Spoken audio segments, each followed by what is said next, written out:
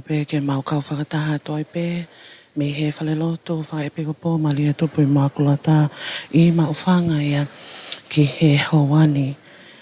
Hoa e whiawhi o e aho whalaite lelei. Ka koe Katoanga ia o e Mamahi au tau Eiki huhu I. Pea I he hoa o mamalo e whiawhini e malia, whaleloto malia tupu Immaculate.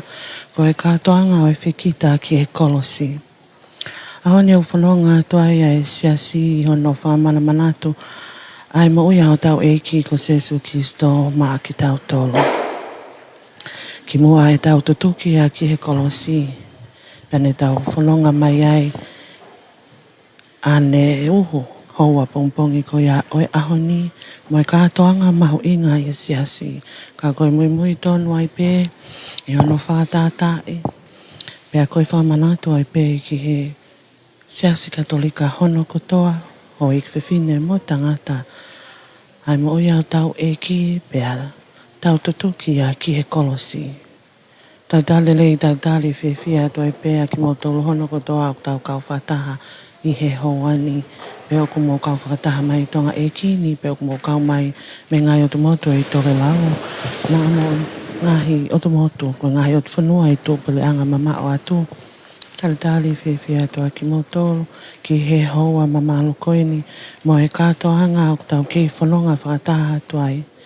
Wike tapo whanonga mai me he sāpate e tau whanonga ki Jerusalema ki sāpate au Palema ke e tau moe aki o pekia ne whiawhi tau tō uta mai ai ki a neuho e tau Kolosi whaia o tau Eiki hoho I. Mea koe hoa ni I e whalotu malia tupu Immaculate. A manaki ke tau whakamanatu a e mahu inga ai Kolosi na e tau tau ai o tau Eiki a ki a tau Fekita ki ai.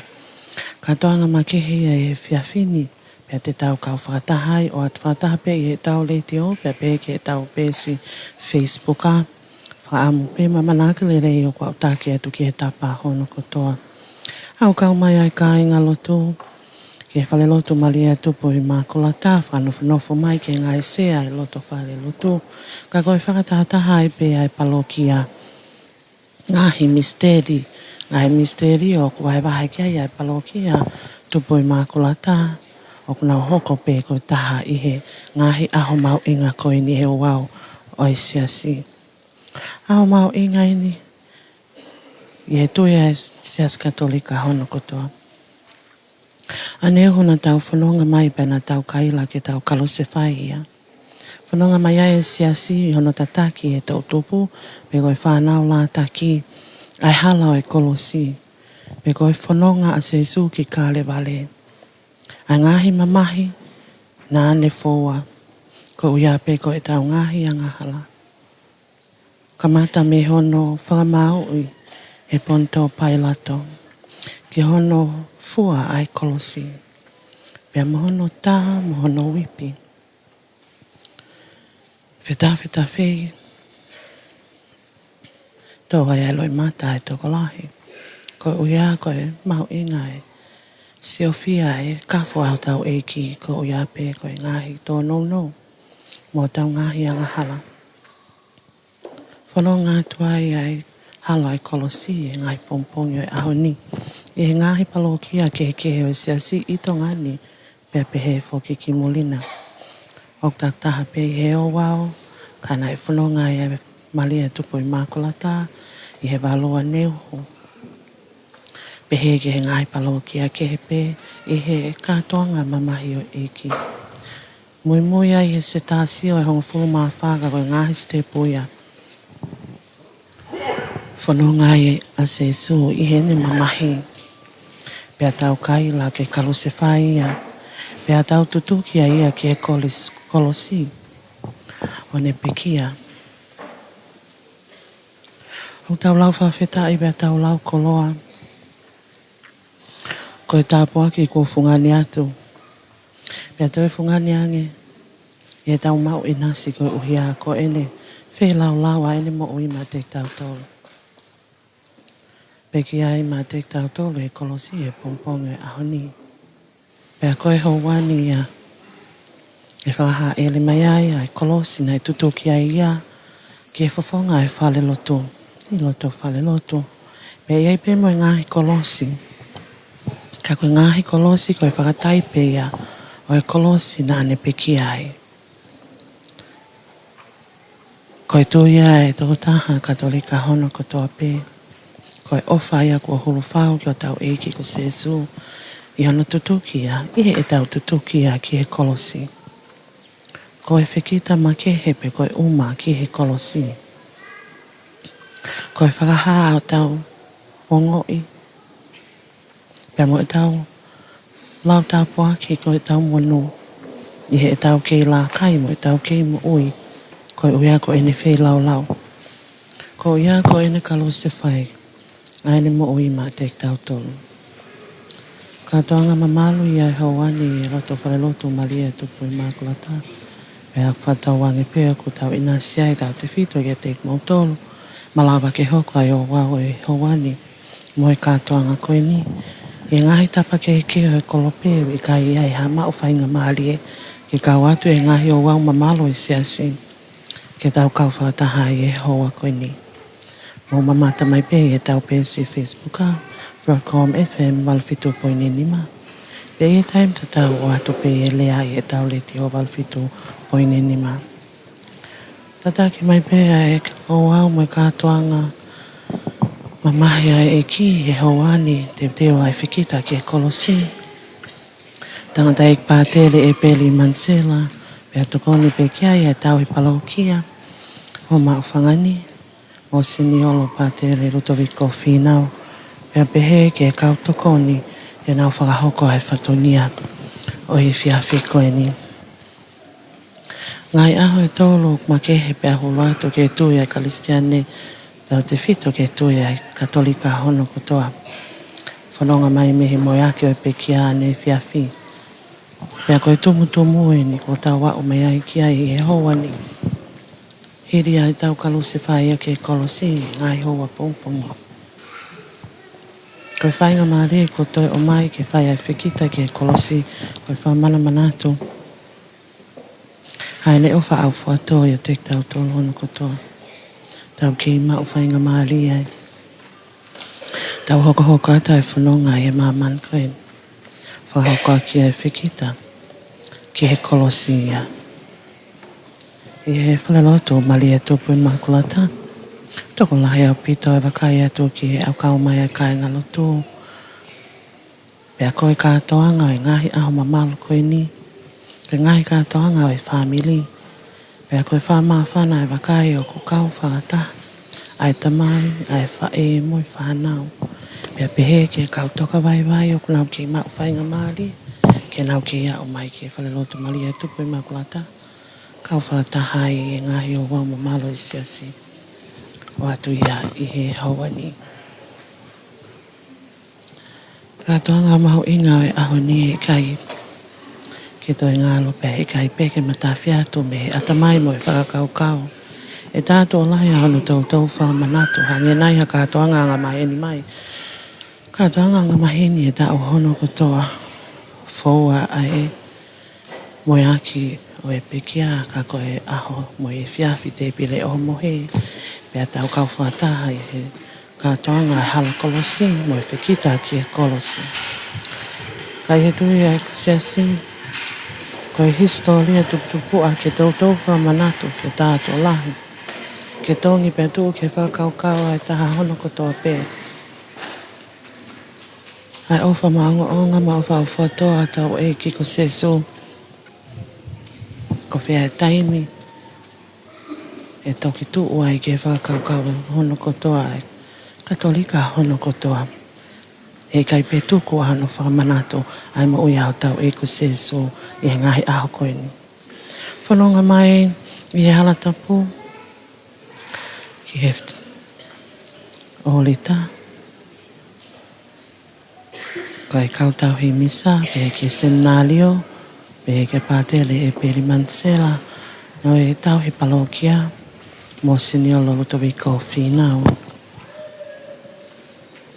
Hoko atu whokia e katoanga oi ahoni, oku i kai koha wau misa, hange ko ia ne whakalea, Eiki kātina li Katoanga, wai o wau ane fiafi. O kulahi whakalongolongo pē e Katoanga o e ahoni. Tuku ke he hato taimi mo ngā hihiwa ko whai aho no teu teu.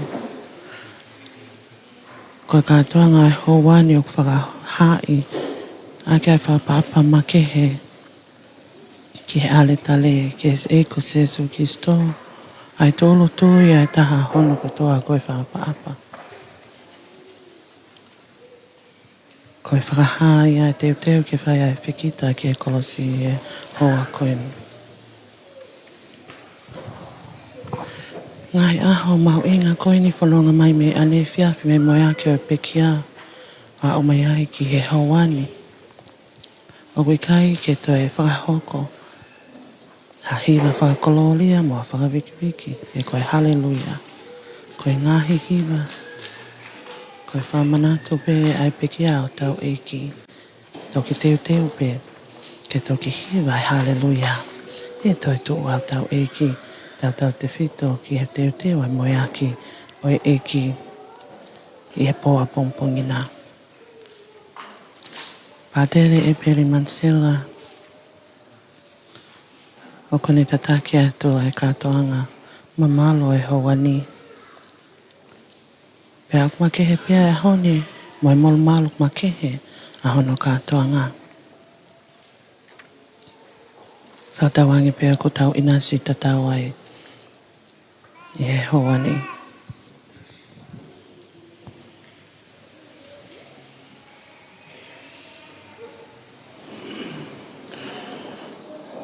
Ke tau lotu, Eiki o tua, ko hono lilingi ko ia, hono tātaa, mā ki mautolu, ko ho alo, a Sesu Kiristo, kone e whotu uai, ai misteri whakapāse kā te o ene mo'ui, pea iho o whaauwhua tō, whakatopu tāpui, mo tokanga i kinai pē ki mautolu.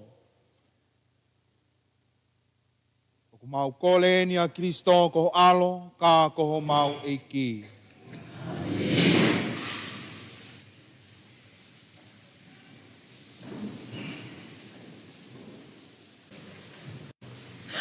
Koe wholofola ulu ai.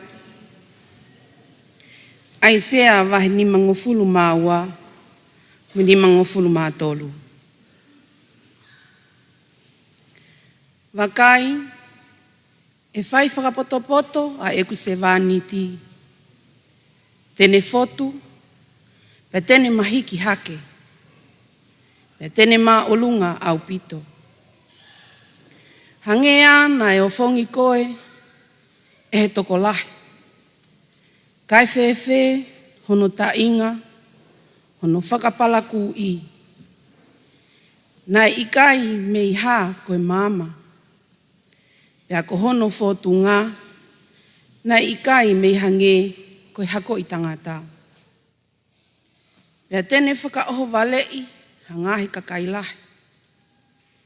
E ku ngutu hangahi tui i hono ao. Koe uhi, te nau mamata ki hangahi mea, nai ikai tala. Pea te nau ilo ai mea, nai ikai te nau whanongo ki ai. Ko hai kone tui ki he tau ongongo. Pea na e tatala ki a hai ai nima e o tua. He nane tupu tonu i hono ao. Kai hange halito pē. Io, hange hahuli me iha kele kaka. Na ikai hano sino lelei pe tau lekeleka. Pea kane sio ki ai ha tau taha. O ki kai ha whaka ofa ki tau manako ai ki a te ia. Koe toko taha tae toka i, mo e ehi me iai ai kakai. Koe tangata whare ngā mamahi. Pea maheni moe mahaki. Pea hange hataha, o ku hanga kehe me iai ai kakai. Na e pehe hono tae toka i, mono tae mahu inga ia kia tek tau tolu. A, koe ngahi mahaki a ki tau tolu, na e fua e he toko taha ko ia. Pea koe tau ngahi mamahi, nane hilifaki kia te ia. Kai lau e ki tau tolu, koe mala. Koe toko taha kua tai he hotua mo ngahi ko via. O si, na e whai hono hoka i, koe uhi koe ngahi anga hala a tau tolu. Na e tuki ia, koe tau ngahi hia. Na hiri whaki kia te ia, ho tau tea whakameli no. Pea ko hono ngahi tā, ko ho tau whaito o ia. Ko tau he ko toa pē, hange hawhanga sipi. Ko tau wafe takitaha i hono hala o ona. Pea ko ai o tua, ke lave kia te ia ai hia a tau tolu ko toa pē. Nā e ngauhi ko via ia, ka katuku pē e ia ke whai hono whakawaiwai i. O ikai tene mawhaa hono fofonga. Hange halami o ku taki atu ke tāmate i. Pea hange o ku longo, hasipi tau tama i he nima o e kakai o ku kosi ia. Nai pehe e ne tae mawhaa hono fofonga. Koe whakatanga mui whamau, na e awea ia. Pea koe mea ki hono tau tangata, ko hai na e whakakaukau o pehe. Ko tu usia me whanua o mo ui. O tō ki ai ai tau tea, koe uhi koe hia a hoku kakai. Penai tu uni hono tanu anga, mui kau hala ia. Kai hiri e ne fuufuunga mate, na e tutu uni ke ne iha koloa ia. Koe uhi ia, koe ikai te ne whai ha whakamālohi. Penai ikai ha kākā i hono fofonga. Ka nai whinangalo e o tua ke laiki ia. Ko ne tuku ke ne mahaki ia. Ka ke ka atu hono lau malie koe whei lau hala ia. Tene sio ki hono hako, tene whakalahi hono ngahi aho. Pea koe whinangalo e o tua e tu malie i hono nima. Tene mamata ki he fua o mamahi o hono lau malie, o ne fie malie, koe mea i hene poto, e ngauhi ke anga tonu ha toko lahi, he eku sevaniti whai to tonu. Pea tene whawha e nau ngahi hia. Ko i ai te uwahe, hano inasi, whakataha mo haa maa olunga. Pea tene tuwha ai vete, whakataha mo haa maa lohi. Koe uhi, nāne lilingi hono lau malie, ke osi o pekia. O ne tuku ke lau ia whakataha, me kauanga hala. Osi, ko ne fua ai anga hala ai toko lahi. Pea kuone hu Fekina ai kauanga hala. Koe wholofola tonu ia ai Eiki.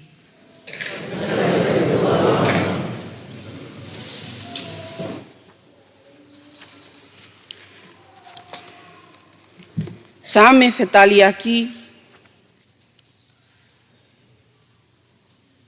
same tolu ngofulu. E tamai, ko eku mo ui, ko tuku atu ia ki ho au finima.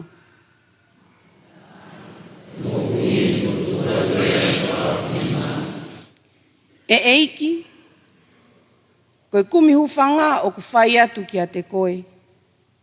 Makai na atu kuange au ki whakamai. I ho o whai totonu, whakataua taina i mu au. O kua Moimoi atu hok lau malie ki ho au finima. He kokoe te ke huhu i au Eiki.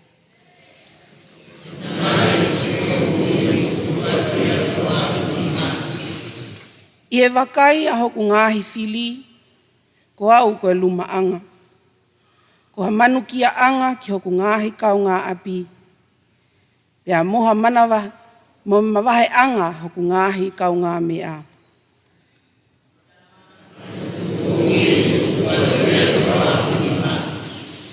Ko ki nau tolu o ksio mai he hala pule anga, o nau hola mamao mea te au. Pea kua te hange hataha mate, kua mangalo he loto e kakai, o te hange ha mea noa kua li aki.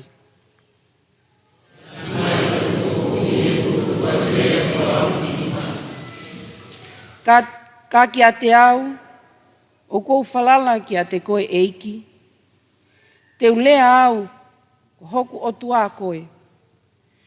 Ko eku mo ui o iho awhini ma, whakahauwhi au, me he nima o ki nau tolu, o ki nau whehia ki a te au.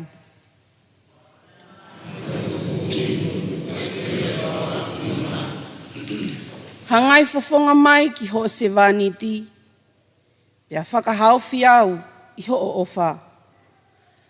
Ai ke mō kaukaua, pea moloto toa.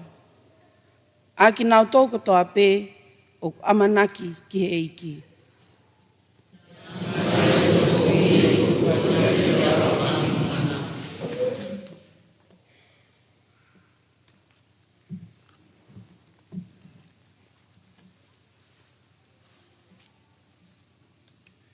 Ua e wholofola, he pelu vai whā mui ni mā. O ki ai o tautaula Eiki lahi, ko se su, ko e alo o e otua. Ai au neo sa ere hake ki he langi. Ko ia tau puke mau ai tui o tautu aki. Ko tautaula Eiki lahi, o ki kai ko hataha kune tae malawa, ke ongo i ho tau ngahi vai vai anga. Ko hona mo ni, nai ahi i ho tau talau Eiki lahi. Aki e ngahi ahi kehe kehe ko toa pē, o ahi aki ki tau tolu. Kana i kai hane whaianga hala. Ko ia tau loto toa, o unu atu ki e whio anga o e otua mohu alo o wha. Ki tau au sia ene manawa o wha, mo ene tokoni mai. I he kei nofo a se su i Mamani. Nāne wha lotu mo tangi ki he otua. He koe otua na iai ai mawhai, ke whakahauwhi ia me he mate. Nai mo ui anga whakatoki lalo, mo lotu toto aki. Pea ngona ia e he otua. Neongo koe alo ia o e otua. Kana i kai, ngai mamahi o talangofua ki ai. Pea ko hono whakahau-haua ko ia. Nāne hoko ai koe mauanga o e whakamui tai ngata. Ma ki nau tolu ko toa pē o talangofua ki a te ia.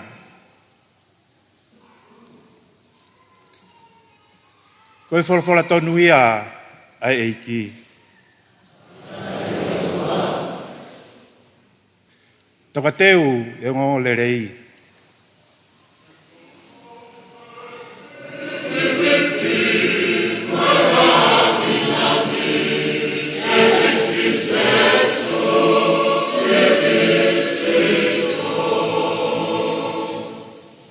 Nai talangofua ki sto ma ki tau tolu, o au pē ki he mate.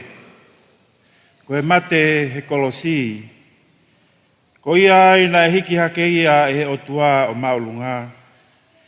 Pea oange ki a te ia ha hingoa, o maulunga i ato hingoa.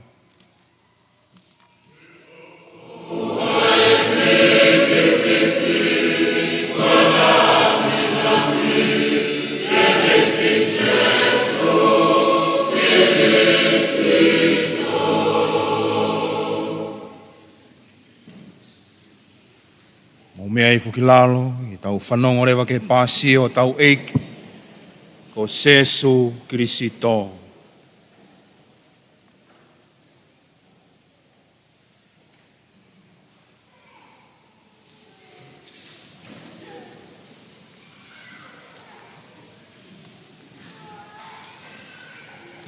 Maria tupu Immaculate.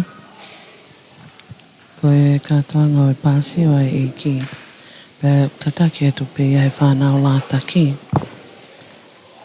Ko he tā no whātātāia i no whahoko e whanonga e hala i Kolosi o pompongo e ahoni.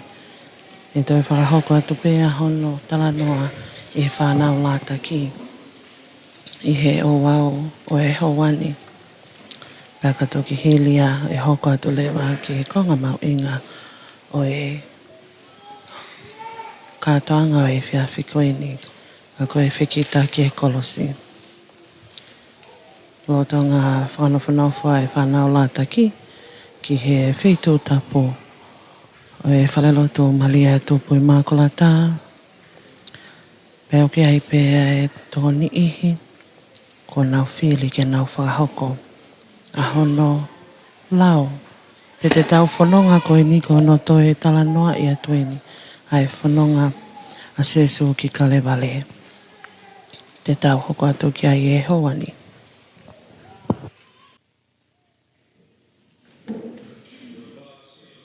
O aho tau Eiki, na e tohi e sione. Pea hili e lotu a sesu, pea alu le vaia mo ni kauako, ki e tawhaaki e taha o e terea ko kitilone, na e tuu ai hangoui.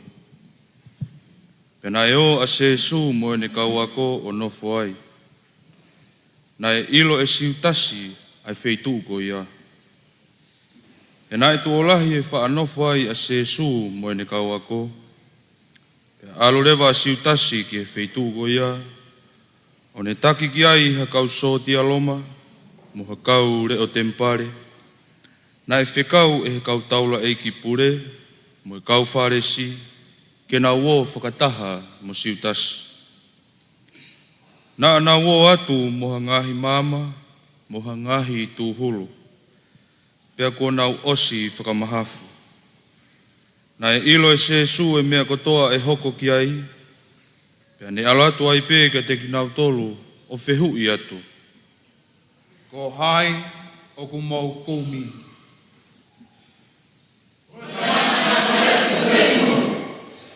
Ko aueni. Ko siutasi, na e tuu whakataha mo kinau tolu. Pea koe pehe atu pē e sesu ke te kinau tolu ko aueni. Pea nau teki kotoa lewa o hoholo ki lalo. Pea toi pehe atu e sesu. Ko hai o ku mau koumi.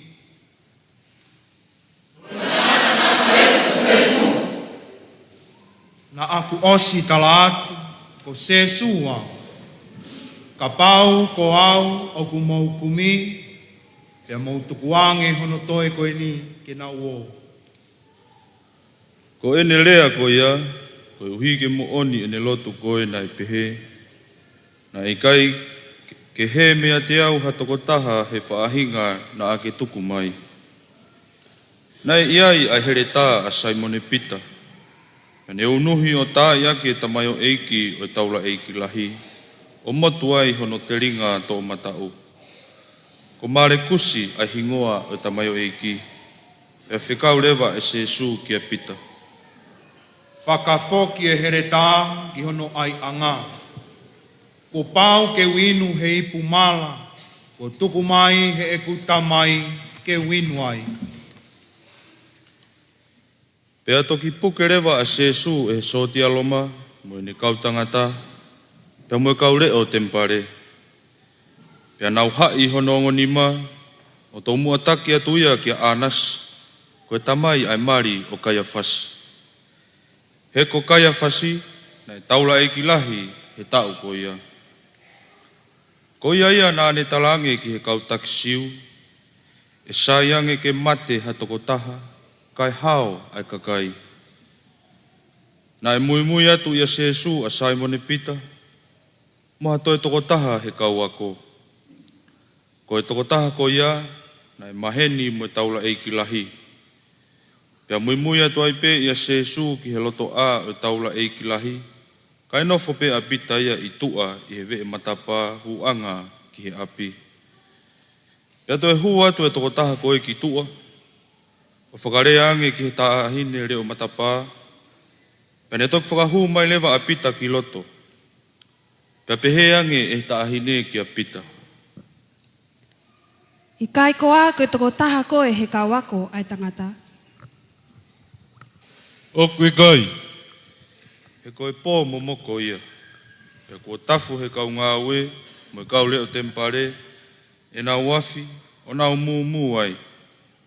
Pe alo atu a pita o kau he mū, pe kua whaka eke e he taula Eiki lahi a Sesu, o whikau aki mo ene kau ako, pe mo ene whai ako, pe tarange e Sesu ki ai. Ko e ngāhi mea nā kurea aki, nā e ikai te ufufu i mei hataha. Pe au whai ako mau behe ngāhi wheituu, o whaafeohi koto ai ho tau kakai. I tau ngāhi whai anga whakataha mo e te mipare. Nā ikai te urea aki whakapuripuri ha mea e taha. Ka koe hāgu mō whakaike eke ai au. Mō wō whakaike eke ai kakai. Nā nau whanonga malanga ia te au. E ku nau ilo e ki nau tolu. Ai ngāhi mea na aku rea aki. Tapu au pito, o rea pehe ke taula Eiki lahi. Ka pau na e kovi e kulea. Pea ke whakamahi no mua ki he kakai koe ni ahono kovi. Pea ka pau lewa na i kai ke kovi e kulea. Koe hā na ke sipi i ai au. Na e kei hai ai ango nima o Sesu. Pea na e whekau e a nasi, ke a veia ke a kai a whasi ko e taula Eiki lahi. Ko Simon e pita, na kei tuu ai pē o mū, he afi na tafu e api o a nasi. Pea whai ko peheange e toko taha. I kai koa koe toko taha koe he kawaka Sesu. Oku i kai. I kai nā kusiat ka te kohe ngowe, mo i sana koe nā. Pea toi whakaikai i ai pē e pita. Pea whiunga tonu mo ia, mo i uua e moa. Pea hengi hake, pea na e take ato a Sesu me api o kai a whasi, ke loto a o ko wana loma. Ka nā i kai ke hu ki loto ai kau taki o ka kai siu. Ko e uhi, ke ua na nau tae ma whakalau, pea tapu ai e nau kai pāso wā. Pea talu ai pē hu mai a pai Latu ki tua, o eke ange ke te nau tolu. Koe hā ku mou whakailo mai ai ai tangatani.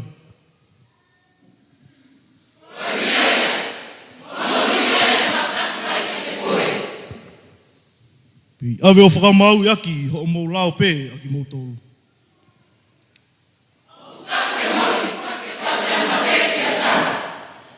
Ko e nerea ko ia, nei toki mooni ai ai ki kite a Sesu ki hono mate anga.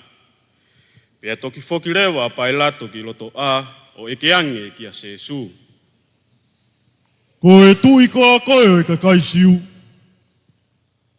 Ko ho o whehu i na ia, me i ho whakakaukau pea au, e koa whakamatala a taha o kau kia te au.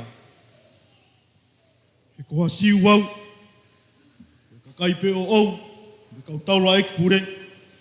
Nana taki mai koe kia te au. Koe haho o mea nai whai. Ko hoku pure anga, o ikai ko ha pure anga whakai mamani koe ni. E kane ko ha pure anga pehe, na e tau e ku kau tau, ke ta ofi hono tukuange au, ke kau taki o ka kai siu. Io, ko hoku pure anga, o ikai ko ha pure anga whakai mamani. Tā koe tui koe. O ku ke pehe, ko e tu i au. Kana e whanau i mai au ke mama koe ni, ke whakaha ai mo o ni. Pe ko ki nau tolu kotoa, ku nau kau moe mo o ni, o ku nau whakaongo ki hoku leo. He koe hā ai mo o ni. I kai te usio au o halaia e tangatani. Ka kua whaatukuange atu hataha he ngau e pōpula e pāso wā. Whewhe, ke utukuange atu e au ai tui e ka kai siu.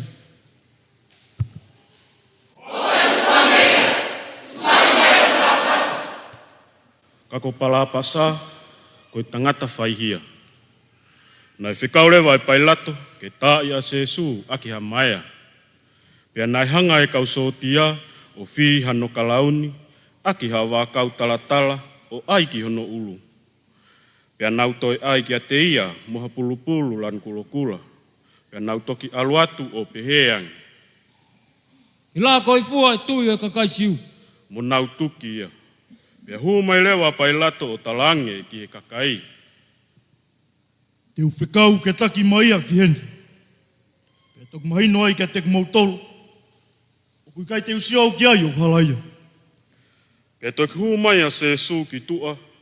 Ko kalaun talatala mo pulupulu kulokula. Pea pehe atu e pai lato ki he kakai. Ko e tangata ena.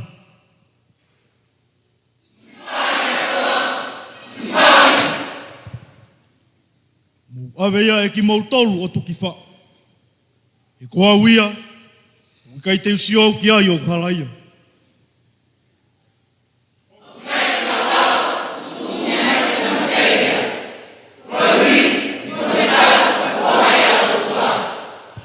Pea mana wahea pai lato he nau lauko ia. Pea ne toi hua i ki loto a o e keange ki a Jesu. Ko ho'o ha'u mei whe. O i hao kui kai te rea mai ai. Mana tui, ua mau mawhai ke tukuange koe. O toi mau mawhai ke tuki wha koe ki a Kolosi.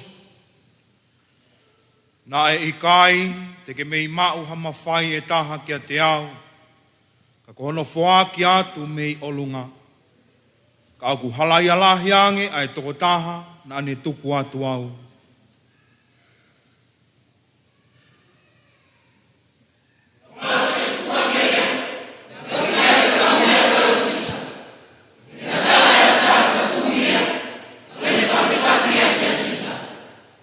Pea i e kai la pehe ai kakai, na e take atu lewa e pai lato a Jesu ki tua. Pea tautu i fo lewa a pai lato he sea i he whaianga whakamau ko whaliki maka, a ia ko hono whakahepelu ko kāpata. Na e whiunga eni ko ofi ke hoa tāmalie, he aho ki mua i he aho Pasova. Pea pehe ange e pai lato ki he kakai. Ko ho mautu i heni.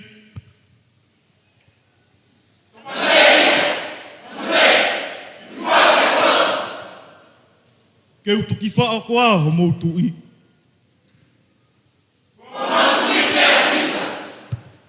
Pea toki tukuange e pai lato a Jesu ki a te nau tolu, ke nau awe o tiki whao ki he Kolosi.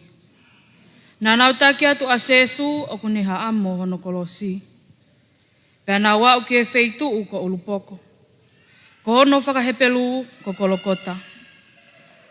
Pea nau tutuki a ia ki e Kolosi. Pea moha ongo tangata kehe e toko ua. O na taktaha he ongo tawhaaki o Jesu. Nei tūtūni e pai lato ke tohi i he konga papa. Ai mea nei whakamau iai a Jesu. Pea whakapipiki ia ki he whunga Kolosi. Ko ngā hilea eni na e tohi he konga papa. Ko Jesu me Nasaleti, ko e tui o e kakaisiu. Na e tohi whakahepelu, mo whakalatina, mo whakakalisi. Ko e wheitu na e tutuki ai a Jesu, na i kai ke whumamao me i kolo. Pea nai lau e tokolahi ai mea na e tohi he konga papa. Pea nā wō e kautaula e ki pule ki a pai lato o tālangi.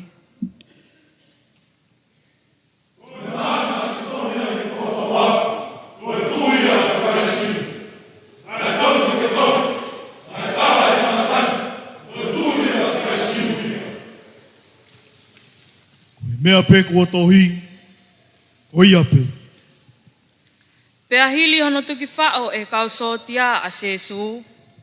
Pea nau vai whālewa hono wala, ke nau taki tā uhi. Kā ko hono pulupulu, nai lalanga to ofua pe, o ikai ke hoko. Pea peheange lewa e kausotia. Oua te tau hae hono kofu. Ka tau talo talo. Te kuhai te tau tau te ni mau. Koe hoko e mea ko e ni, ke mo onia e folofola o pehe. Na anau vahe vahe hoku wala, mo talo talo ki hoku pulu pulu. Na e ofi atu ki he ve e Kolosi ai whae a se Jesu. Mo e toko ua o ene whae.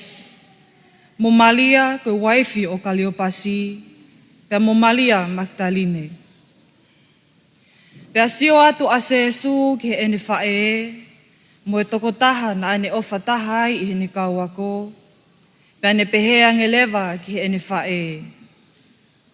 Fefine ko ena ho tama.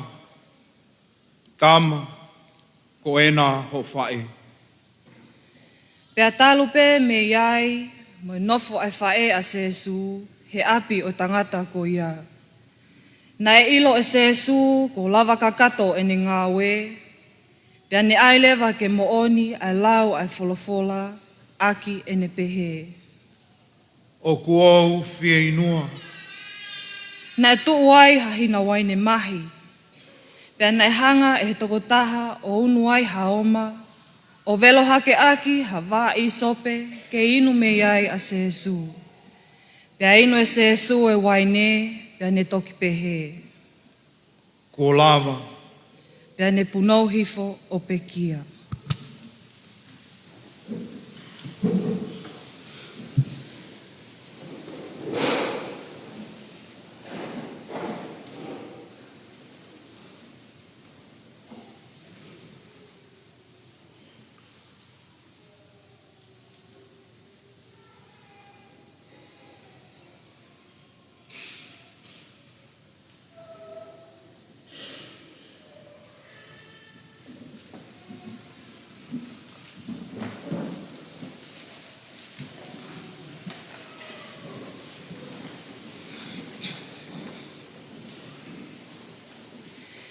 Na e kole ange, ai kau taksiu ki a Pailato, ke ne whakangofua, ke nau whesii ai vae o kau tangata na e tuki whao, kai whei mo o hifo ho nau sino me he Kolosi.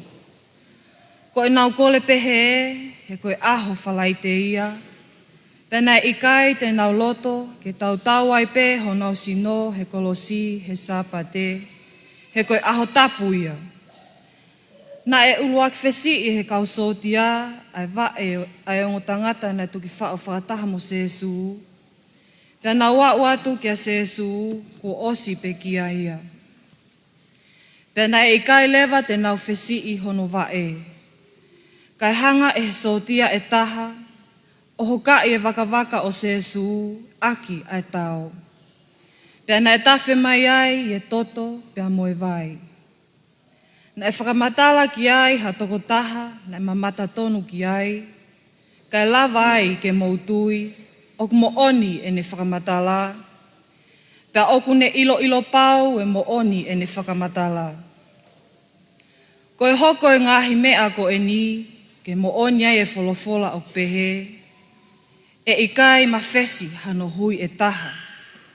Mo e folofola ko e ni, te nau sio ki he toko taha na nau hokai.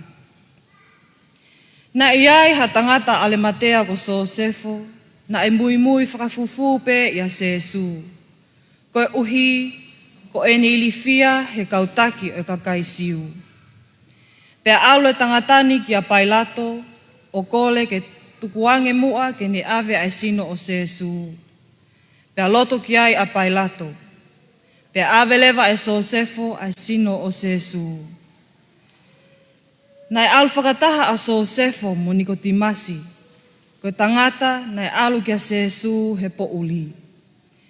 Pea na e alu a Nikotimasi mo hangahi mea whakanamlelei, ko e mula, mo e alosi, na e whiunga mo e kilo e tolongofulu. Na e hanga he ongo tangata o whakakoloa e sino o se Jesu aki hatupenu li neni, whakataha mo ngahi mea whakanamlelei, o whakatatau ki he whaunga whakasiu o e teu hataha ke te lio. Na iai hangoue na e tuu he wheituu na tuki whao ai a Sesu. Pea na iai ha whanua loto na e te eki ke te lio ai hataha. Pea nau te lio ai ai sino o Sesu he whanua loto ko ia. Koe uhi, koe neofi mai me vave a kamata e sāpate. Koe tokonaki ia i ono pōni, koe aho tapu ia a kakaisiu. Ko e ku whehui koe ni ki e tau whānau. Ko e hae, mu mea mai ki ai. Ko e hae,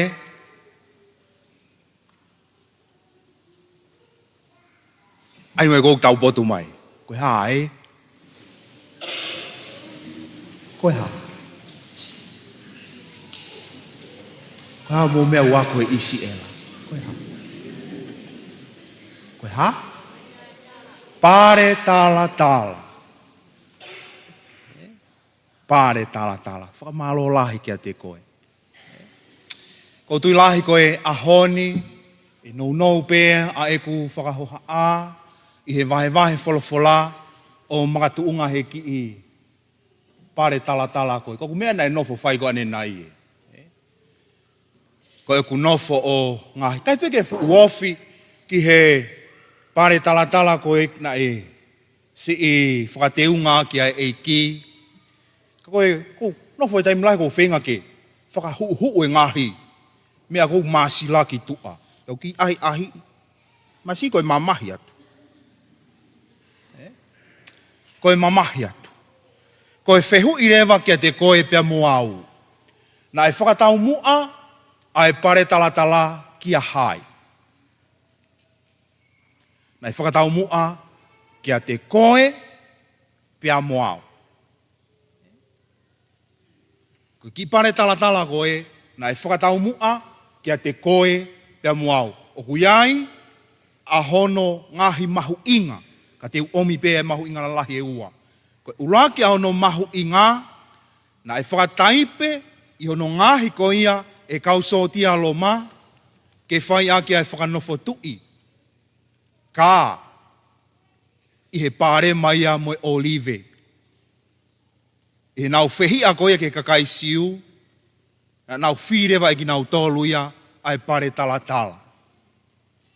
Ia whai ake a hono tuku hifo ki nau tolu.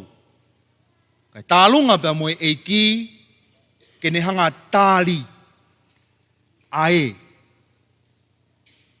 Kono ua ono mahu inga, o kune whakataipe mai kia te koe pia moau, ai whakamā. Ai ngāri vale, ai angahala ia.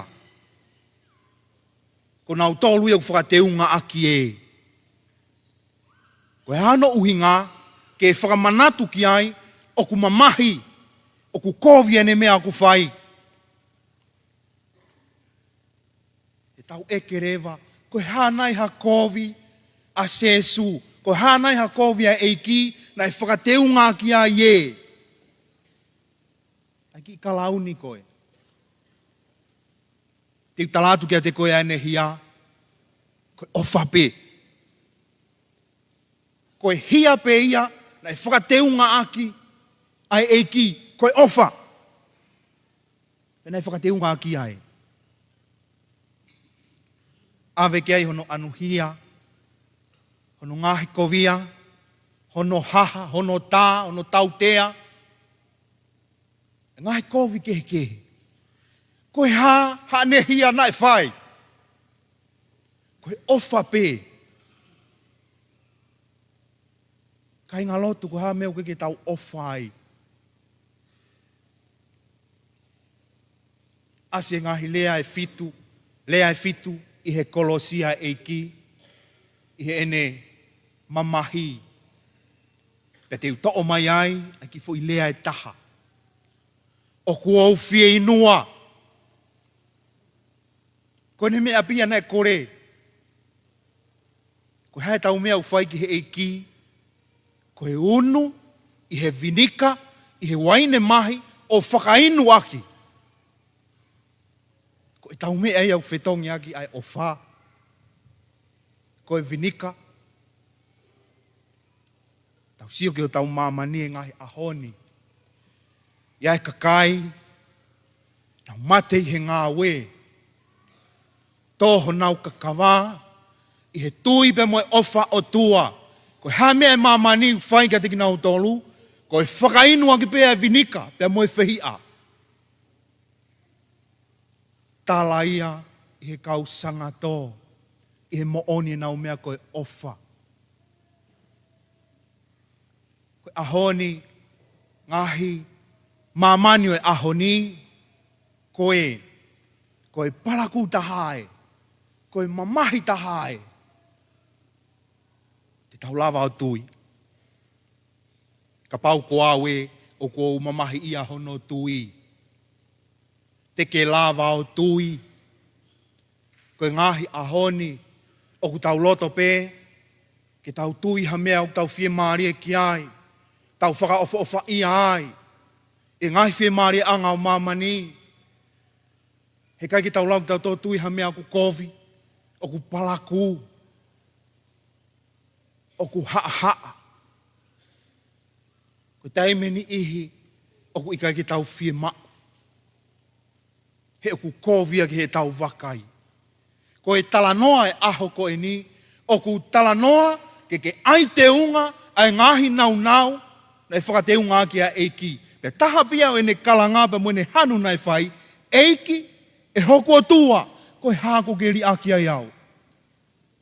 Ko e tangia Eiki o ku whai pe mei he loto. Ko e hahono uinga ke whakamanatu ki a te koe pe moau o ku ta inasi e ne mamahi. I misi whaka ofa ia. I misi whaka ofa. Au pito. Pako tui ko tala fungani o aho koe ni si kau ngā whanonga i he tui. Where au pito ai ngahi i misia te ulawa whaka inasi ki mautolu aki. Kako loto pe ke nofo e tau tokanga i he kalauni. Ko e taimilahi o tau pore ki he Kolosi. Kai ngalo hono kalauni. Tau pore ki he Kolosi. Kai ngalo a hono kalauni. Tala noa pe ke inasi mo e tau whanau. Kai umā ki nau tauto i iki ange i he whungawaka o e tau tui. Ko e tala noa koe ni ki ha tangata na e fua Kolosi. Pea fua atu a hono Kolosi, mamafa poko e Kolosi, tu usi atu ki fo i konga koe. Alu pe ne whai whanonga i he maui, to e mamafa ngai Kolosi, ha uke ngahi kawenga ke o e maui, i he lotu, i he whamiri, i he whanua, i he sias, i he mea kotoa pe. He anga e nofo e society, hiri whaki ngā atu ke toko tako ni. Ka mata kene anga tu atu hono Kolosi. Tu.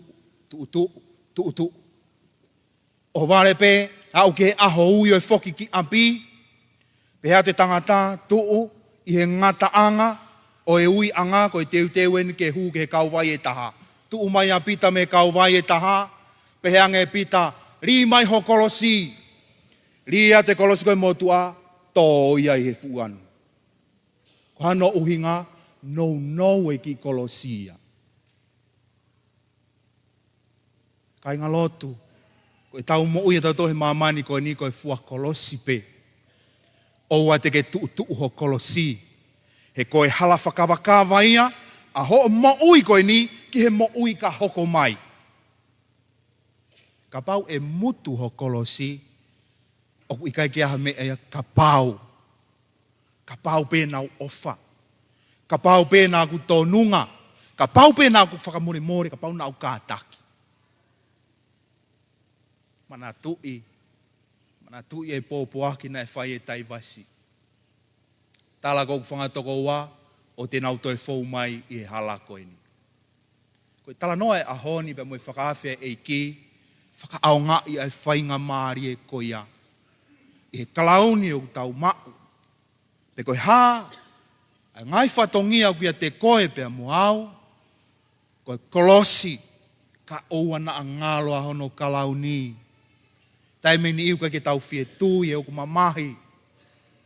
Taime ka ke tau fie tui he ui kai ke tau fie maari e ai. Taime ni iu ka ke tau fie tui he u tau fie tō ke he aki. Koe talanoa eiki ke ofa pe. Koe anga hala pena e tutuki ai e akau whakalawa koe ofa pe.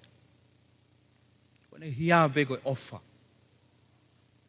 Peka pau o kai ke tau maua ke tau ofa ko vaihi e.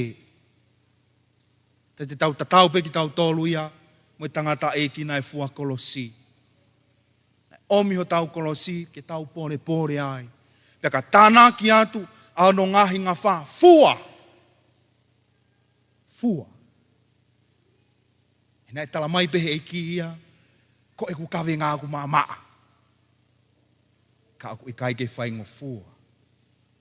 Ka aku malawa.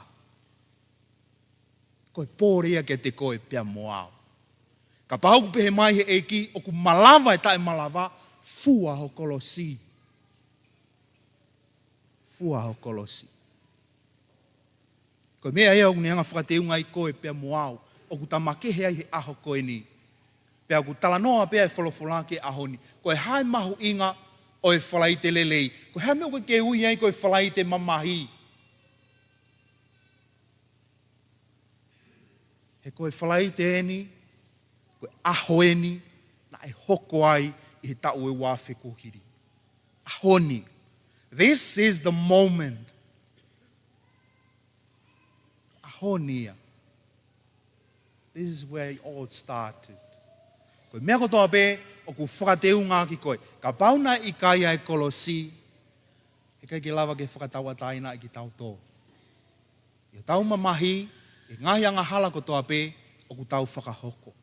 O rei ai ki tau tōlu, si kau ngā whanonga i he tui. Fua ho Kolosi. Koe hāpe e tare niti, koe hāpe e whatongia, koe hāpe e lakanga, pe tamai pe whae, pe pātere pe tāpo o, pe tauhi pe pure ngā ue, pe uke hoko e lātaki, pe koe isi ela. Fua ho Kolosi. Be content. Fie maari e peke mea au whoaki atu. E hanga pehe e ki o tānaki atu, tānaki atu, tānaki atu. He koe Kolosi, koe hala whakawakawa ia, ki he moui ka hoko mai. Whatawange, ke hanga e ki, whainasia ki tau tolu, ia ke manatui o wana ngalo. Ko ho mamahi, o ku mukau ngā mamahi pe mo e ki. O ikai te ke fua Kolosi, toko taha pe ia te koe. O ku mo fua whakataha mo e ki a hono Kolosi.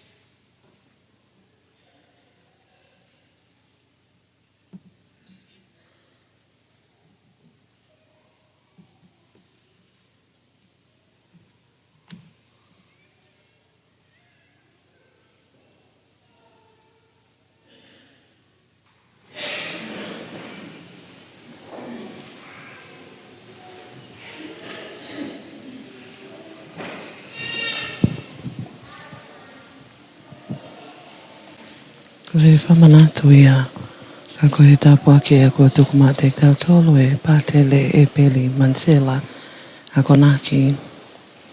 Whakaloa ia ko tau inasia i he hawani. Si kai ngalotu,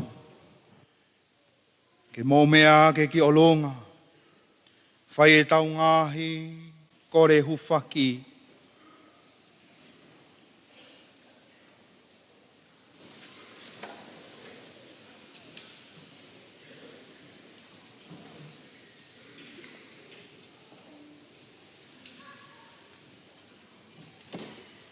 Fekina o e siasi.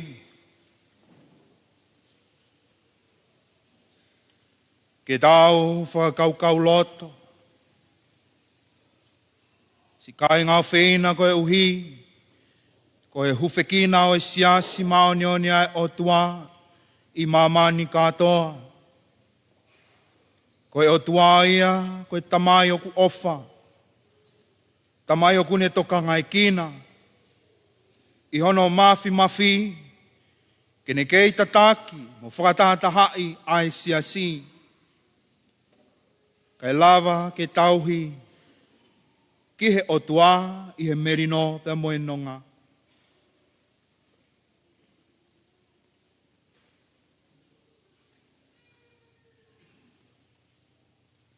E otua mafi mo tae ngata, ko ha ho langi ki he tuku i kakai o mamani i ho alo ko Kristo. Ke tāke kina mua e ngā ue ho siasi, mo ke whakaiwia ia koe uhi, ke ne tau kawe i ai pē a ene tui, mo ene whanongonongo ai ngongo lelei. Ka ke hoko mai lewa, a ho whakamo ui ke kakai katoa pē. O tuunga e mau koreni, ia Kristo ko mau Eiki. Ke tau hu Fekina ai tu i tapu. Ke tau whakakau loto. Ka uhia koe ngahi whakaamu. Ai tamai tapu.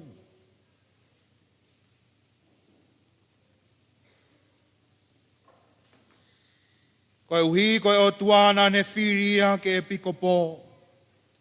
Tawange, ke ne whakia te ia hamo ui lelei.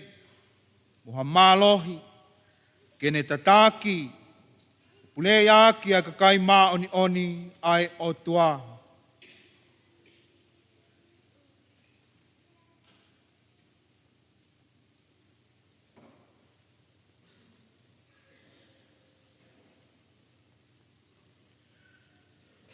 Ke tau lotu, e o tua mafi mo tae ngata. O kuke kinaki i e mea furipe i aki ho folofola. Pea kuke pure i foki, pea moe kakai karistiane hono kotoa. Alo ofa mua malu iangi ho mautu i tapu. Kuke tuku mai ma mautolu. Fai tapu e kina i pe, a ene tāke e kina. Ko uhi ke mau a siri he tui malohi ai. O mau wanga whaka karistiane mo oni ai. Ko mau koreni ia Kristo ko mau Eiki.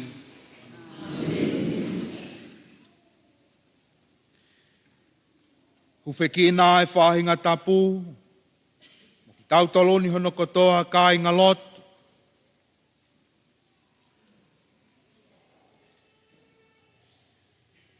Ki tau whakalongolongo si imua o hufekina. Tau Eiki e piko pō, ka tinari mafi, kau pātere, whahinga tapu, nau tolko toa pē kau moi fua kawa, kai ngālo aki nau tolko toa pē, ngāo e whakaivangeri o, whakamisiona, e tūkui kakai kotoa e mamani koeni, kai ngālo ai e kai ngalotu, o ku magatu ungai, ai taumu, o e ngāu e whakamisiona ai Eiki.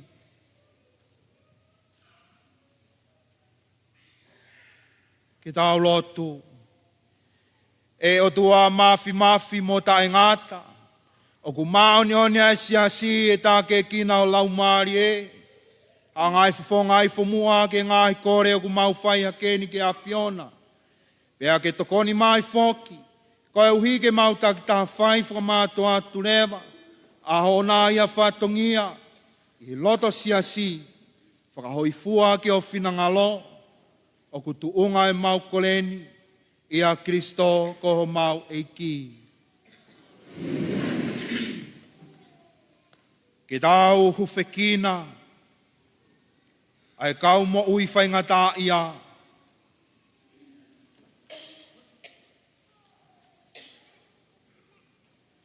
e tau hufaki i rewa, a ki nau tolu kotoa pē, o kuto whanga whaingata, hange ko ngahi mahaki, tau aki ke mate, ai nofo hopo ate, ai masiva, ai whakatanga, koe uhi koe lotu pia moe tui, ai fie kaia, a ki nau tolu, o kutangi ke ofa.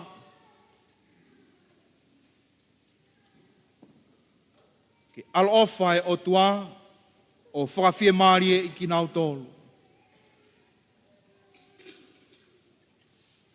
Ke tau lotu, e o tua mafi mo ta ngata, o ku ke whakaivia ai vai, pe mu whakaloto lahi a ki nau tolu kua fo'i, ke huai hifo tāpua ki, mai kāinga kotoa pe, o ku nau tau mua whainga taa, koe uhi, kai hiki rewa ho nau ngahi mata, ki he langina, o nau ka te kinai ai whainga taa, o ku nau to whangai, mo nau tau tāpahake ki a Fiona, i he loto whalala, ki ho ofa whakai tamai, koe uhi, ki whakawhia maari e ki nau tolu, o ku tuunga e mau koleni, ia Kristo ko mau Eiki.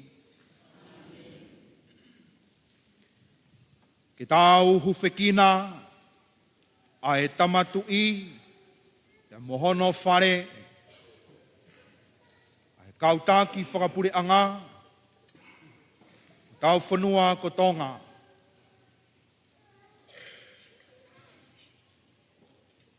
Ke tau hufekina, a e tamatu i, kau mai tahine kuini, mohona whare, kau maho Eiki, a ki nau tolu kotoa pe, e kau tāki whakapure anga, i kai ngāloa ki nau tolu, o nau whai whakautu mauku, o no langa hake ho mau ki whanua ko Tonga.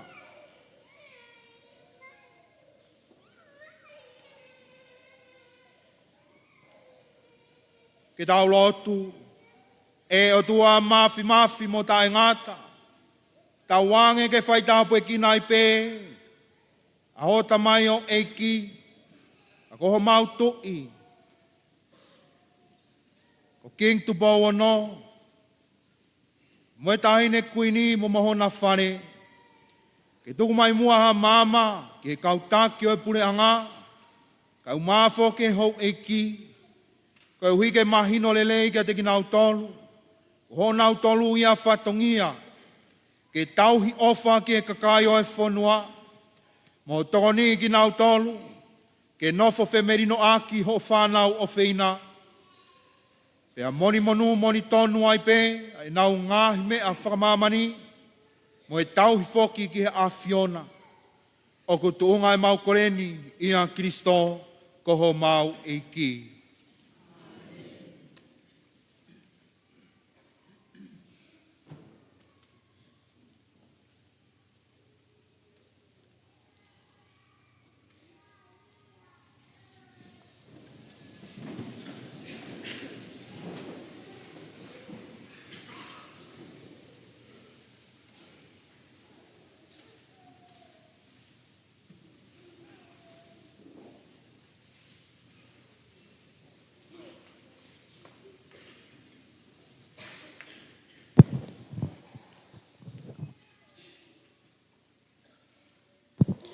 Ngahi ko le hufa ki ai hono whaho katu pe e tangata e ki pātele. Pea ko e hoani ai loto mau whanga e pale loto mali e tupu Immaculate. Whatawangi pe utau ki kau whataha i he hoani au taki lili e te pe ke te kmotol hono kutoa. Tā pā hono kutoa tau kau whataha i.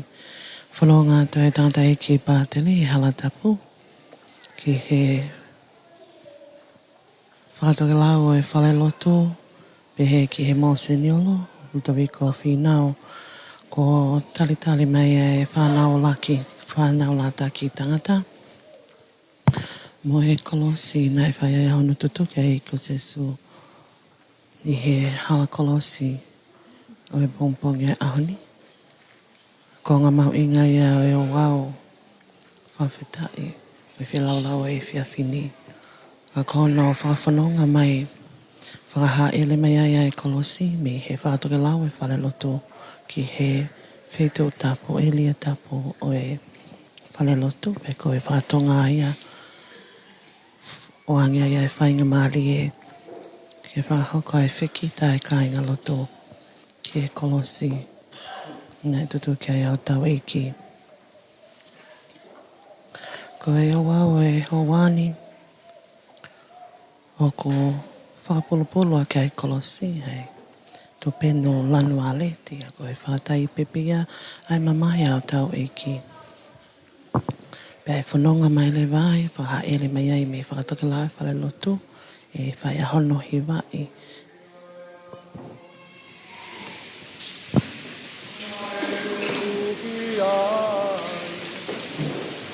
Ai whakamoui o Mamani.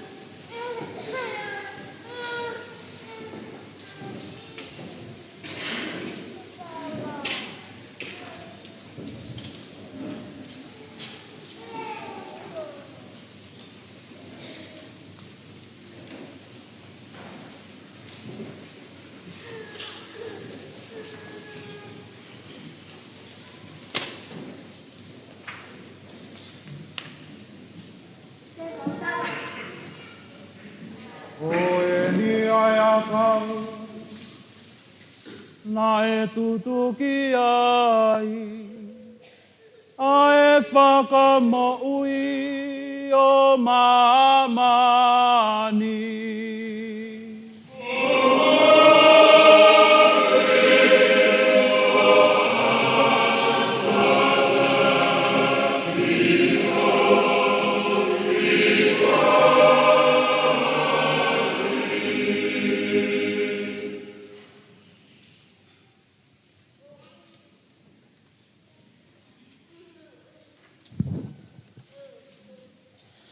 Pea koe whanonga mai ai Kolosi ki he whetu tāpo e whalelotu mali e tupu Immaculata. Moimoi pē, ahono hiwa e ka koe kongai ahono tatala. Ngoi pūlonga au tau Eiki me Kolosi. Pea e whatali aki ka kono ia e ka inga lotu ke whakahoko. Ai whapapa makehe ki he Kolosi. A o mai ai ki he tapo taho e halatapu ki he whetu o tapo ka koe kongai ni. E tatala whaosi ai ai pūlonga pi koe kofu o e Kolosi.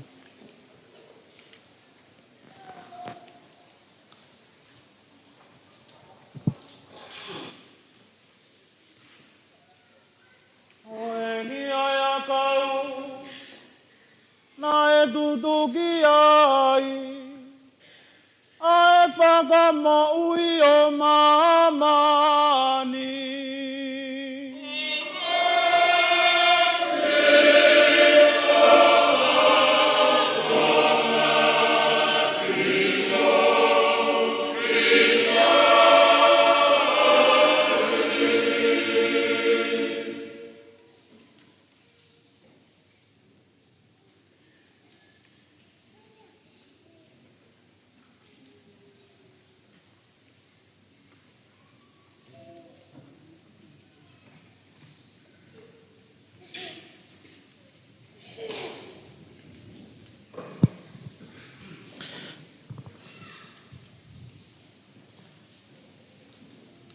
Kakatoia e polosesi o no whawhanonga mai ai Kolosi.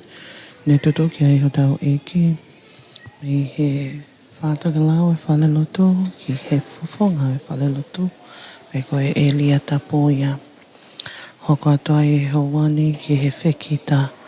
Ka koe hoa maho e ngā tahai ni e Katoanga e Mamahi o Kolosi. I aho tau Eiki ko sesu. I he ahoni. Koe whainga maari e ko whoaki. Ke inasi e ka inga lotu. E Fekita ke Kolosi ne tutuke ai hotau Eiki.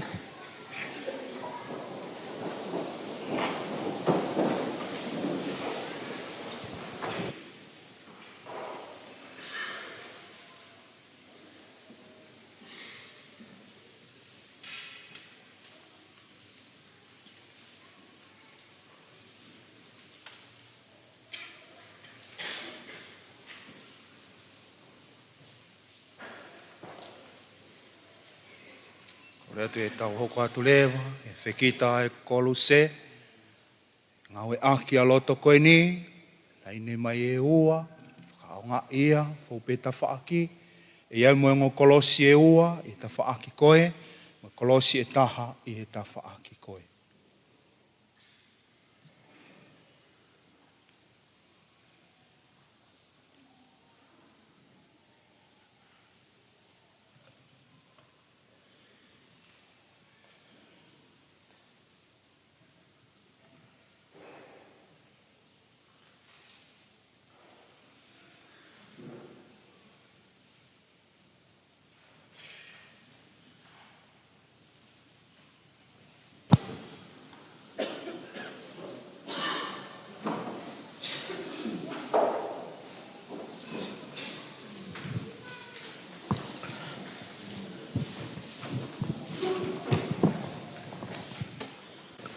I he hawani e whaleloto malia tupu Immaculate.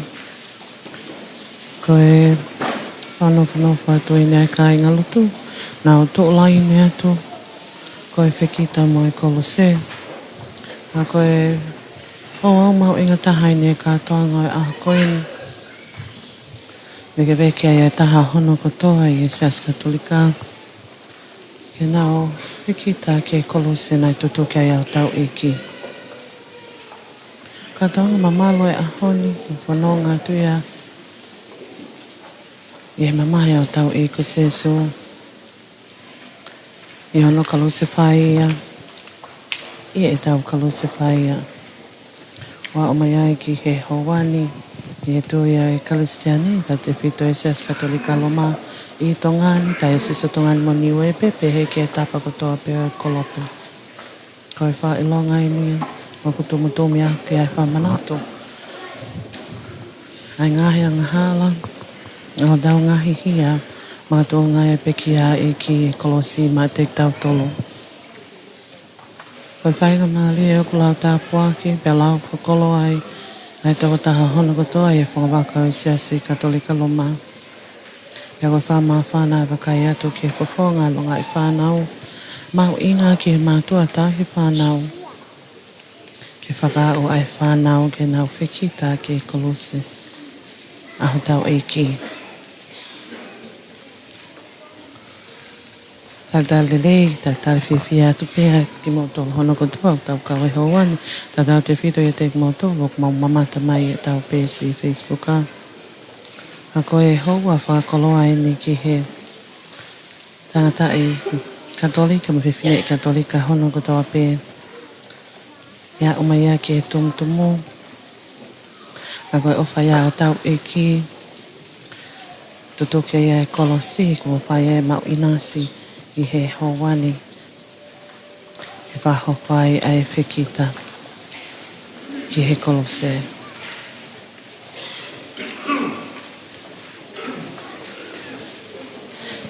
Ko konga mau inga i kai ia taha e tai whia o ki ai. Pea ka pau mau lau tā pua ki mo lau manua ki mau tōlo ki mau kau whakataha i hawani. I e whale lotu mali e tupu Immaculate. Pea whewhe ai ki nau tōlo o kui he. Tapa ke kehe o tongani pea mo mamani katoa. Ka koe whainga maali e ke whai ai Fekita mo e whamana manato. Ke tau manato ke he al ofa. Ofa pēa o tau Eiki hange e koe a koe. Ako nā kia pātere.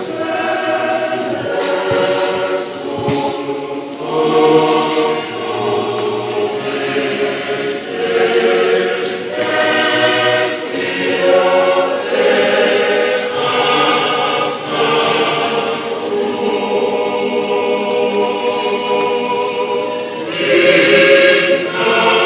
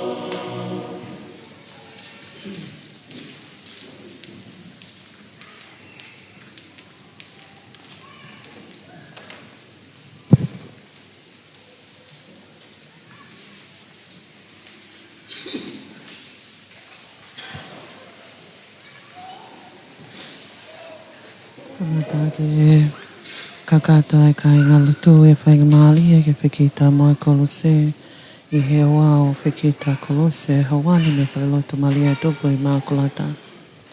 Kai ngā tokolahi, kai ngā loto I a paloa ki a Mali e tupu Immaculate. Ta ohono kotoa ko whainga Mali e o ko mao inasia e kai ngā loto. I ngahi aho mamalo koe ni.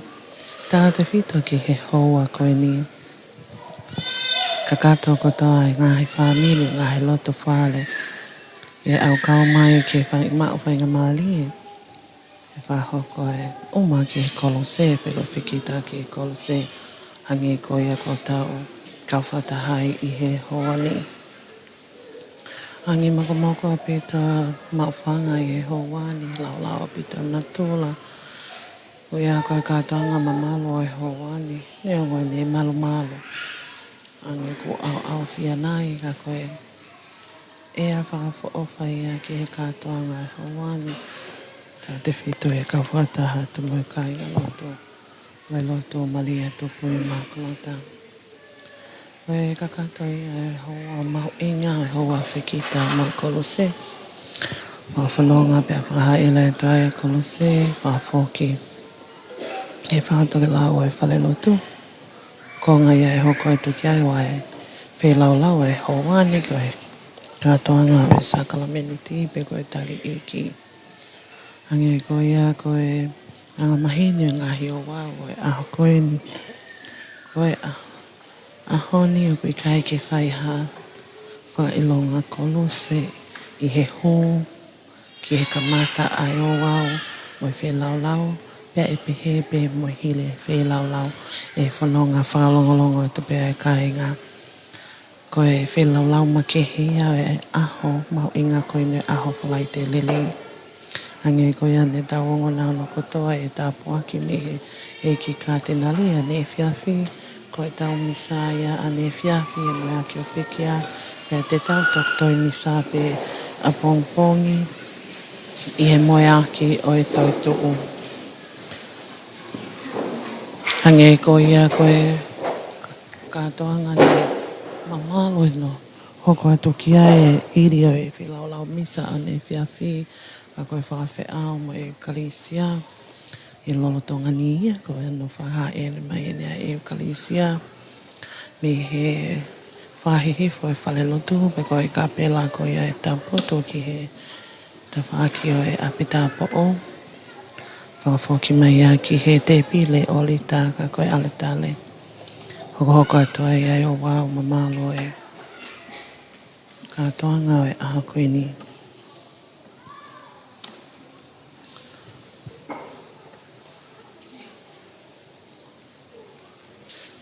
Whakawhanonga mai pia e seminario pe ki he taho e kautuwha whaifatungia. Me sino mai tātao I ko sesu e ahoni. Pea Moimoi pe whawhiki ai a ngotau he misa. Teu ke tau hoko atua ai ki he whelau lau. A koe litusia e Kalisia.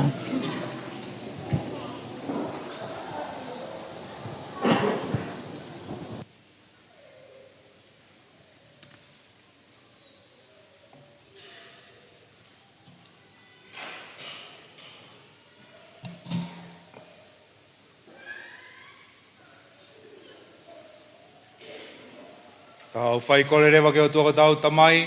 A ke pēr ngahi rea koe nea kone kina ke ki tau whakamo ui.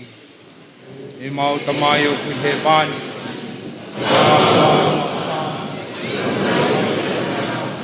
Whai o whanamaru ma mani. Ke whoa ki mai a.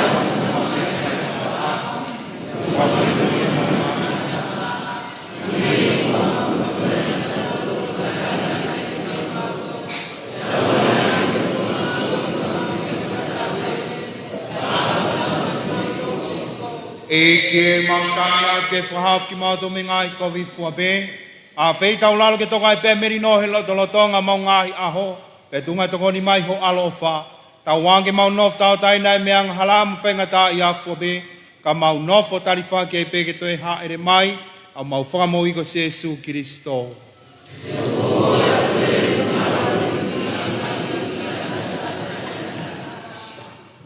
Eiki Jesu Kristo. A ke kutui pikitai, ki oanga lelei, o kai ho sino, mo inu hono taa, makai na hoko ia, ko hoku whakamala ia anga, ko hamea e ke whakamo iai, ke lau marie, te moe sino foki.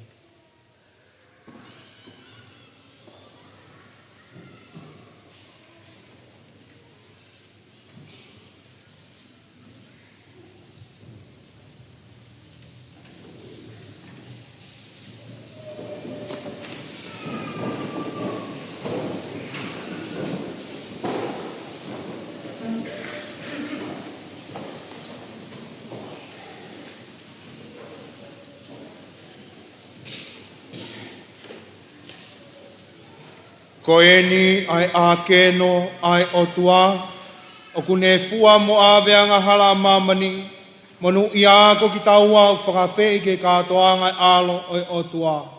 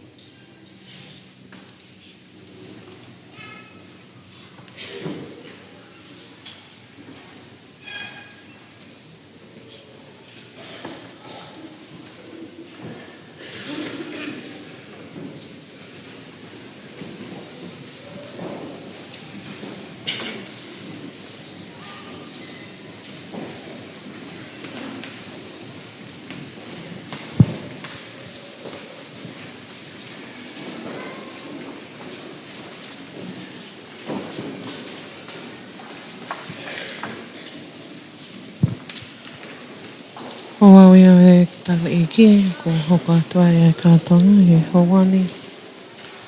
Ia hange ko ia ko e whakaunga atu i e tau whelaulau misa ne whiawhi.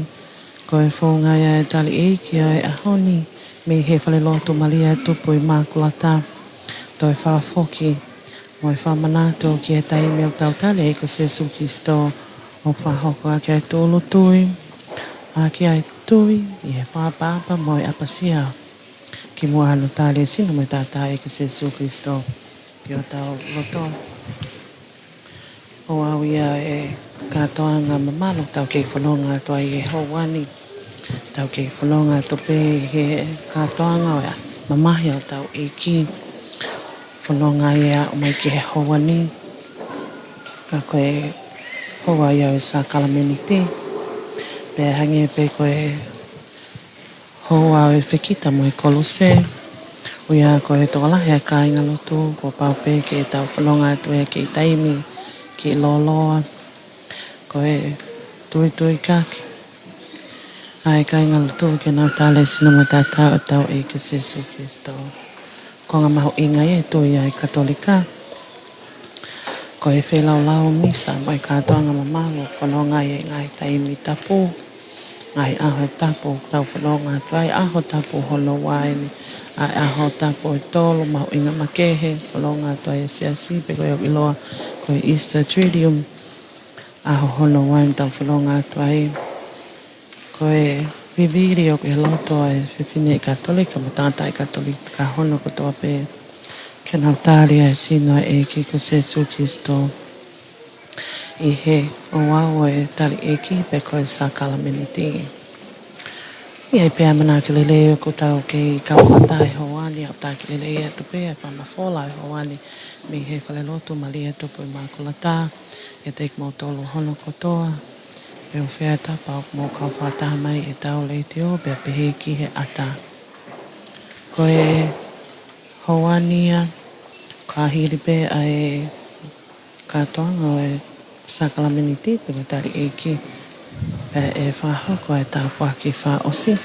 Pe whanonga whalonga to e pe ka inga lotu. Ka kato ia e o wau o e ahoni. Watawange pe ka pau ne tau Moimoi ko ia pe ko kai ke whamafola e tau.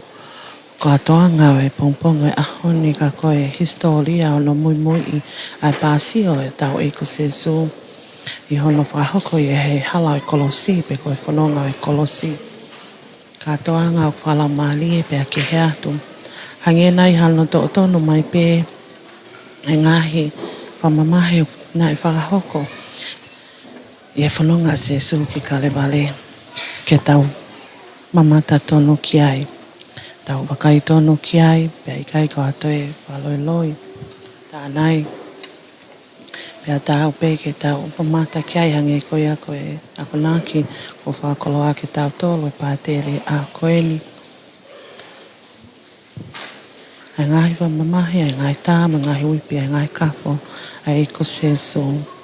Ai mamahi ka pau oku. Mamahi ia pe ai tangata e pātele e pale tala tala. Whai a ke whakatata ki e mamahi me kafo au tau Eiki. Whewhea ki tau tolu koe mea vale, a ki tau tolu koe anga hala. Ope kai ke tau whaamatatale ai ngahi ki i mamahi ke tau fōwai e hala whanonga koe ni.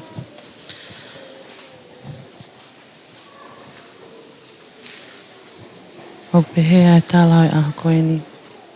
A koe whamana manato ia ke te tau tolu hono kotoa pe. A koe toia ai Kristiane. Ai whelau lau ai ho tau Eiko Sesu. A tau kalila ke Kolosi whai kane ki o whape. E kai a nehia ka koe ne o whape ia te tau tolu o tau tutoki ai ia e Kolosi. Lau tāpua ke pe e howani. Au kau mai e fukai ngā tokolahi. A koe whamooni ai mau inga e ngai a koe ni ke tui ai Kristiane. Ke mau inasi e hiki whelau lau. I he ngai misa, kau te whito ke aho tapu koe ni. Aho ini kua o ki ai e tumutumu, pea koe aho wha osi whoki ni e tui ai Katolika. Ka katoa e ngahi whelau lau wha hoko i e tapu kai kakanoi manu. Ka katoa ia i e ahoni. Aha whanoa whanonga mai e taimi whamamahi. A ngahi whelau lau wha hoko wha whai tui tui. I he aukai, i he lotu makehe, i he whoaki makehe. Koe tumutumu ia kua o mea ki he ahoni. Vete atoia i he pekia aho tau Eiki. He kone pekia ko lava, ko osi. Pe kone huhu ia tahi aho tau anga hala. Ka tau te waki atu. Ke tau kau whakataha i he moe aki au ne toitu o i e poa pongpongina.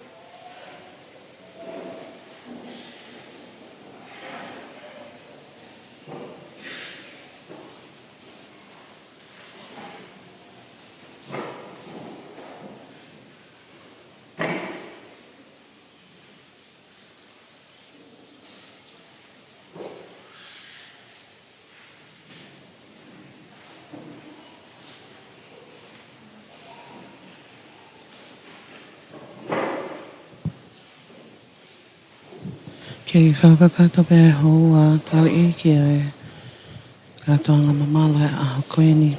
Te whailoto mali e tupu Immaculate ia. Pea koe ngai aho pe heni o pe ai pe aho no tala.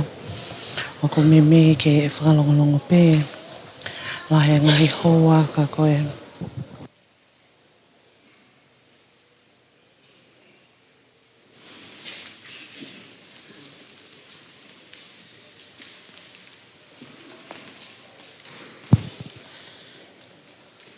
Whanonga i he meditasio mo whakakaukau loto.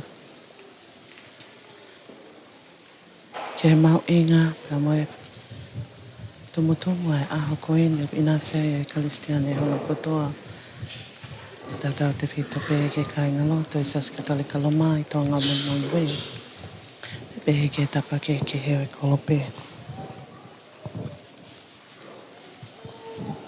Toia e Kalistiane, tau te whito ke toia e katolika i e whelaulau e tali Eiki. E kai kakato ai hoa mo i whelaulau e mao e misa. Kai ke tali e sino e moi tata au se sukisto.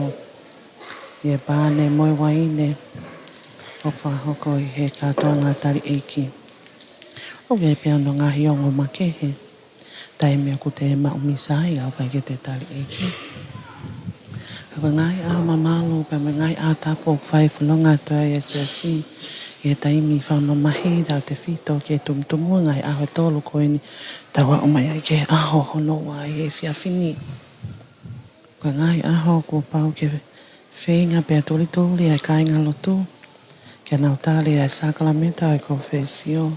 Ia e ngahi hoa mo i ngahi taimi o whalilei. Whanonga toa ai. Ka koe ko ngai aho no teu i o siasi.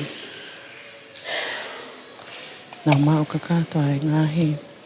O wau mamalo koe ni tau whanonga ia pe tau Moimoi atua i tau leitio. Pe ke tau pe si Facebook a. Ngai aho oku i kai ke whakaangua taha katolika hono kutoa.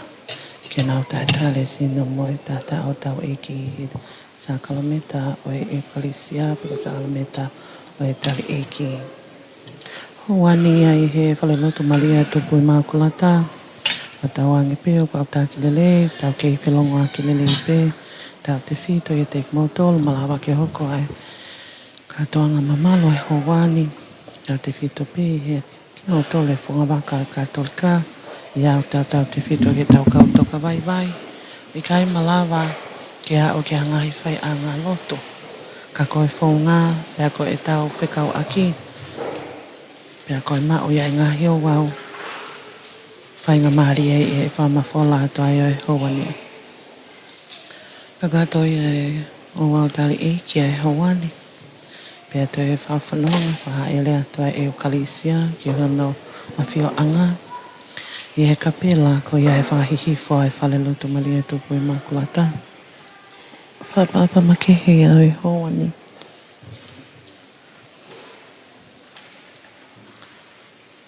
Koe whapapa ki Ecclesia ko tōlu toi pia pasia e taha hono kutoa e kainga lotu.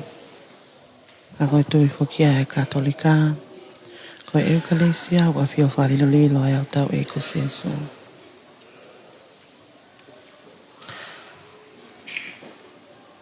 Ngahi minitsi i pe meheni pe kakato. Ai o wau makehe o e hoani. Hele whaki ai tāpua ki wha osi me tangata e ki pātele. Pea whanonga toi pea e kainga loto.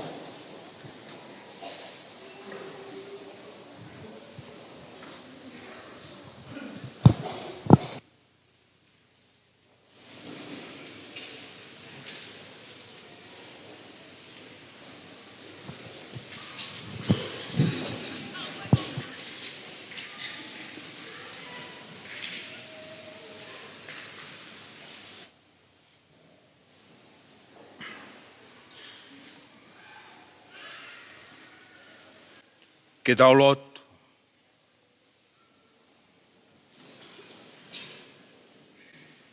E o tua mafi mo ta engata. Kua ke toi whakamau i ki mautolu a ki e pekia monu ia.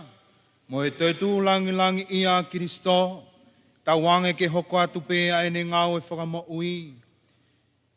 Ia teki mau tolu koe uhi, o hange ko nau whakataha moia, i he ou au maari e koeni, pe he ange mai foki, ke mau whai maoni oni ai pe, i he tauhiki a te koe.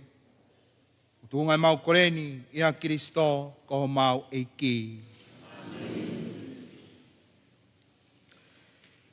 Eiki e, te ke tuku mai mua ho tāpua ki mou kalasia, ma ho kakaini, ae ko nau toki whakamanatu e peki aho alo, me loto amanaki lelei ke ene toi tuu, a feitau lalo, ka ke whakamorimori i ange mua ki mau tolu.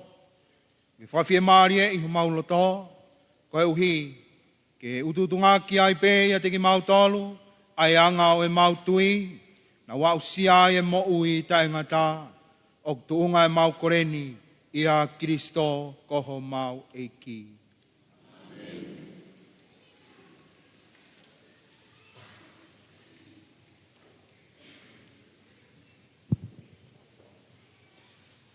Ia koe kakatoia ai o wau moe, Katoanga make heo e hoani, whanonga tuko ia e awhalai te lele ka koe mamahi au tau Eiki. Katoanga e Fekita moe Kolosi. Whanonga toa e tangata Eiki pātele, pehe ki he tau i palokia, mo se niel lolo tawiko whinau, kau tokoni, e pehe ke kai ngalotu, kakatoia ai o wau e hoani. Whanonga tu ia e ahoni, mo i kei amanaki pe nei au takilelei ato pe ke tek mo tolu hono kotoa. Whalafola e wake ahoni ni tau inasia i mei he tohi o aisea ni maua mo i ni matolu o e wahe pe ke sa me tongo fulu matolu. Whalafola hono ua mea he pelu hono wha hono nima o e wahe pe ke he Tongatapu e ngongo lelei. Whakahoko ano lau atu e pāsi o au tau Eiki e whanau lātaki. Tau ki nau tōlu i ok nau tatake whatongia i he o wau mamalu e siasi e aho e whalai te lelei. Kakata i pia whakahoko whatongia me he whalelotu malia tupo i Immaculate. Whakafonga i atua i pia kau whakahoko whatongia mo e mau tatau atu. Hange ko ia ko e ako naki mo e koloa tāpaki ko tō ma te tau tōlu e tanata Eiki pātele. Ke tau wheo whaaki, ko o whape, he ko o whape, ko hia ia o tau Eiki nei tutuki ai Kolosi o peki ai i he ahoni. O ana ngā tahe e tau fua Kolosi o a pe toi tuku. Pawawhonga i atua pia kau whaita, Webster Junior Lea, Anthony Kisina, pe ke alipate Kisina Junior, me he letio, me sake tufunga whahamoki o a kau me kaila waka mo mea.